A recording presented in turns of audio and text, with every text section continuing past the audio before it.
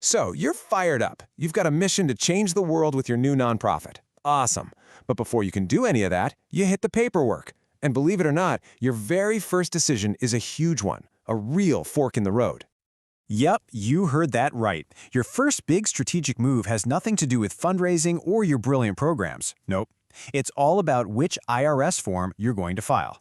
It sounds like a tiny detail, but trust me, getting this right from day one can save you months of just waiting around and a ton of headaches. So what are we looking at here? All right, so these are your two main paths. You've got the Form 1023-EZ. Think of it as the express lane. It's short, streamlined, just a few pages. Then you've got the standard Form 1023. This one is, well, it's the scenic route. It's a beast, easily running over 20 pages. One feels like a shortcut, the other feels like a marathon. But here's the kicker, and this is really important. Where do they both end up? All right, let's talk about the destination, because this is probably the most important thing to get straight in your head right away. And honestly, it's great news. Listen up, because this is critical. It doesn't matter if you file the short form or the long one. You end up in the exact same spot. You get the identical 501c3 status with all the same tax benefits, the same ability to apply for grants. Funders, they're not going to know which form you used, and frankly, they don't care. All they see is that you are an official, recognized nonprofit. The difference isn't the destination. It's all about the journey to get there. Okay, so who gets to take this easy pass, this express lane? Well, not everyone. The IRS has some pretty strict rules about it. So let's pull over for a second and go through that eligibility checklist. You've got three main hoops to jump through. First, your money. Your projected annual gross receipts, that's all the money you expect to bring in, has to be $50,000 or less for each of the next 3 years. Second, your stuff. Your total assets need to be valued at under $250,000. And third, your age. Your organization has to be less than 3 years old. If you can say yes, yes, and yes to all three, you're probably in the clear for the easy form. But there's always a but, right? There's one more layer to this. So even if you tick all those financial boxes, certain types of organizations just automatically get sent to the long-form line. We're talking about schools, hospitals, medical research orgs, foreign organizations, and something called supporting organizations. If your mission is one of those, then sorry, you have to file the standard Form 1023. Doesn't matter how small you are. Which brings us neatly to the standard path, the long form. And look, for a lot of nonprofits, this isn't really a choice. It's just the rule. So let's get super clear on the number one thing that forces you to take this route. Honestly, it boils down to this. If you do the math and your realistic financial projections show you're going to bring in more than $50,000 a year, and that's from any combination of donations, grants, program fees, whatever, well, the decision's been made for you. You have to file the big one, the standard Form 1023. That $50,000 line in the sand, that is the single biggest difference between these two forms. Okay, so now you know the rules of the road for who qualifies. Let's get down to the nitty-gritty. We're going to put these two forms head-to-head and look at the stuff that really matters to you as a founder. The money, the time, and just the sheer amount of work it's going to take. First up, let's talk about the cost. And whoa, this is a big one. The filing fee for the 1023-EZ?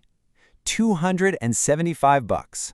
For the standard Form 1023, it's $600. More than double. You know, for a brand new nonprofit just getting off the ground, that $325 difference is a big deal. All right, now let's talk about time. And for so many founders, this is the real game changer. Just look at this. The 1023-EZ usually gets processed by the IRS in just 2 to 4 weeks. The standard Form 1023? Buckle up. You could be waiting 3 to 6 months, sometimes even longer. I mean, just think about that. That could be half a year you're sitting on your hands, unable to apply for certain grants, just waiting. And here it is, the whole shebang, all in one place. This really lays out the trade-off, doesn't it? On one hand, with the easy form, you're looking at maybe a few hours of work for a really fast, cheap approval. But with the standard form, you are committing to a much bigger investment of time and money. We're talking maybe a week or more of solid work just to prepare it, all for a process that's going to drag on for months. So if you're eligible for the easy form, it seems like a total no-brainer, right? I mean, faster, cheaper, easier, what's not to love? But hang on a second. There are actually a few strategic reasons why taking the quote-unquote easy path might not always be the smartest move. Yeah, this question comes up all the time. Just because you can take the shortcut, does that mean you always should? And the answer is, well, It's usually yes, but not always. Let's talk about those exceptions. So why on earth would you choose the long, hard road if you don't have to? Well, there are a couple of really good reasons. First, maybe what you're doing is really complex or innovative, and the simple little checklists on the easy form just don't give you space to explain it properly. Second, you might be planning for explosive growth right out of the gate.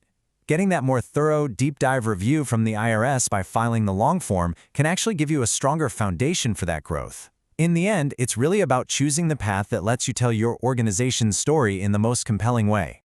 Okay, but what if you're right on the edge? You're crunching the numbers and you're hovering right around that $50,000 mark. What do? The advice here is crystal clear.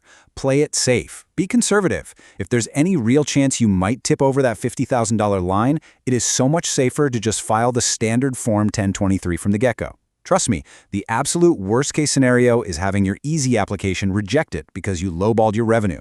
That'll cost you months and force you to start the entire process all over again with the long form. You don't want that. So there you have it.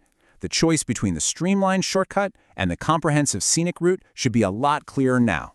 The key thing to remember is that both paths lead to the exact same powerful destination, official 501c3 nonprofit status. That piece of paper is your key. It unlocks your ability to really get to work and pursue your mission. So the real question isn't just about which form to file. The bigger question is, once you get that approval, how are you going to use it to change the world?